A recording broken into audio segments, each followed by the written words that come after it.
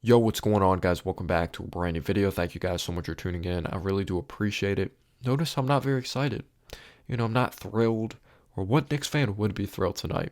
Yes, I understand it's still early on in the season, but the New York Knicks did not play good basketball tonight. I understand it was a close score of 95 to 89, but the way the offense functioned, it was just absolutely unacceptable. It looked like there was no extra motivation.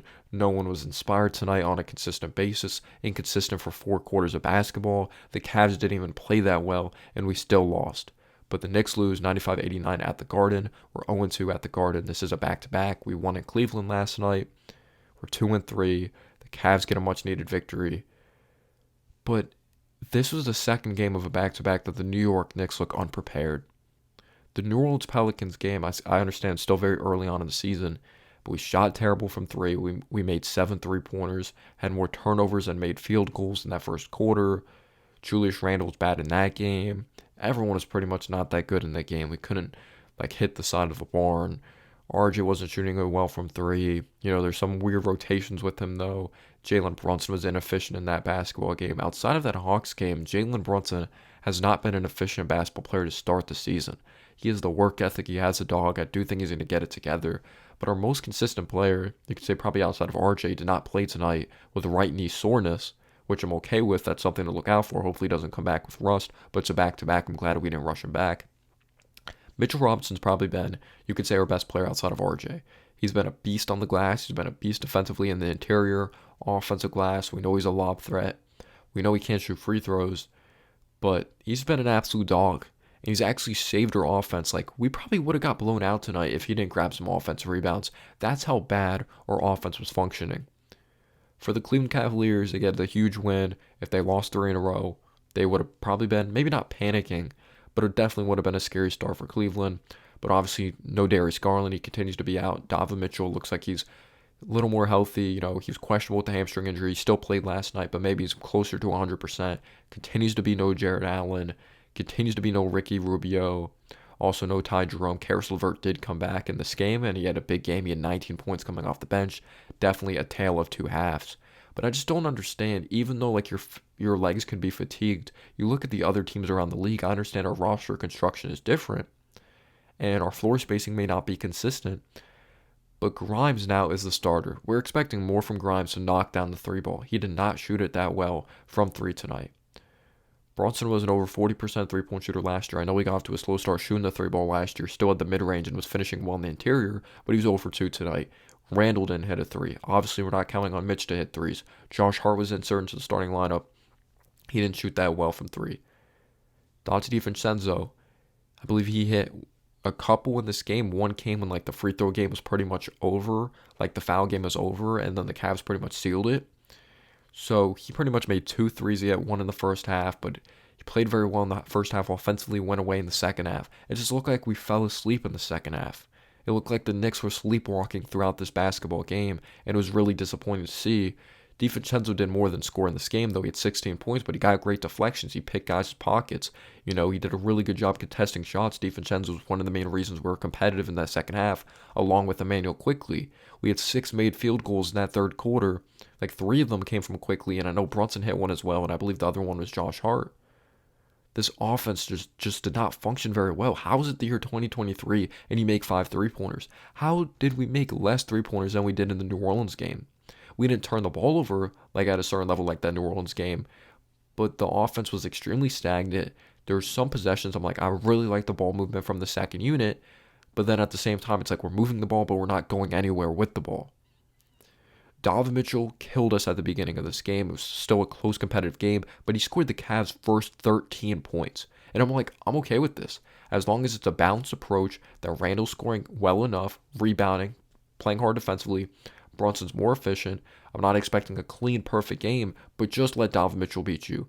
Make sure that George Niang doesn't get into a rhythm. Dean Wade doesn't get into a rhythm. Dean Wade hit kind of a big three in the second half when he was left wide open, but he could hit a couple threes. But don't let Max Strus get going, and don't let George Niang get going. George Niang got into foul trouble, pretty much not really existed in this game. He did hit a three, but Max Strus again, a game that he struggled from three, but we still lost. It's because our two main players, no RJ. We needed someone to finish in the interior tonight. We fell in love with the three ball.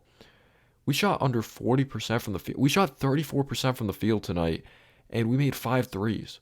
I believe we shot 16 or 17% from three, shot under 70% from the foul line.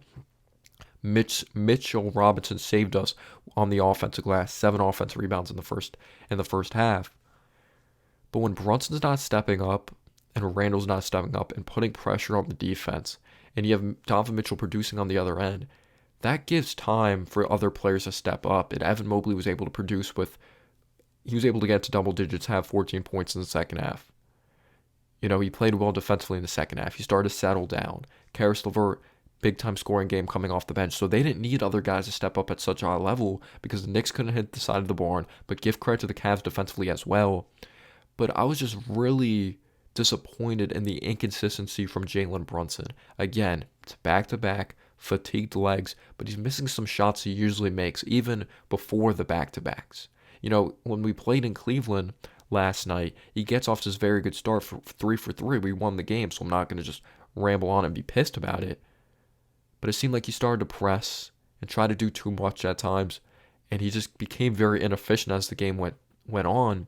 And in this game, got off to a slow start, 0 for 3, started to play better at the end of the first quarter, let the game come to him. Second quarter, really a big-time attacking approach, going at Isaac Okoro, a couple and-ones, beautiful footwork, getting to a spot from mid-range, drawing the foul, executing from the free throw line, but he's 0 for 2 from 3, kind of pressed at times, but also missed shots that he usually makes.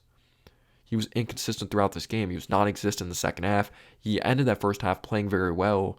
One of the main reasons we were able to get a lead at half, that 1-point lead, was because Brunson was starting to cook. Dante DiVincenzo was awesome in the first half. Scrappy. He was scrappy defensively in the second half, but he only scored like a couple more points in the second half. So DiVincenzo not playing well for 2 halves, at least consistently scoring the ball, I should say, because I thought he played well defensively. Same thing with Brunson, didn't step up in the second half. Randle has 6 points the entire freaking game. Extremely inefficient, Brunson and Randle. If Randle doesn't step up for 2 halves, he's not rebounding. He's not boxing out. Terrible positioning. He's traveling. He's letting George Niang beat him to the basket. He's hesitant out there. He's not competing defensively. He's putting his head down. I understand Julius Randle has been an all-star 2 times for the Knicks. He's been all-NBA. But he has not been able to string together 2 straight good seasons in a Knicks uniform. He's been here for 5 years. First year did not play well under David Fizdale, but obviously that system's trash. Second year, first year with Tibbs, he played very well, didn't step up in the playoffs, but you could say, got to take some pressure off of him, get another player.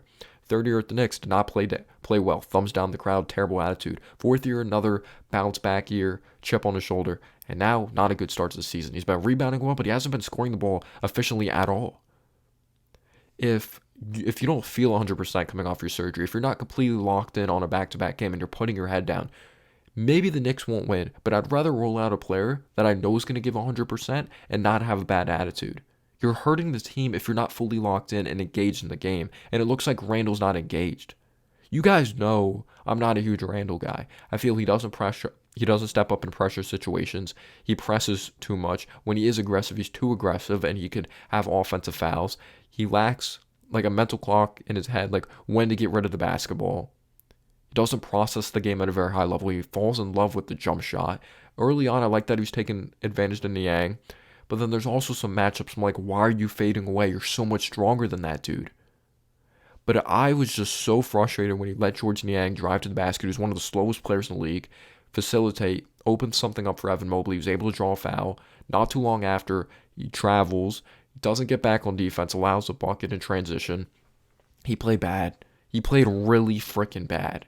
You can't have someone that looks like... You should never question, especially when it comes to one of your best players on your team, how much do they really want it. That should never be a question in your head. Jalen Brunson struggled tonight, but he looks like he always gives a shit.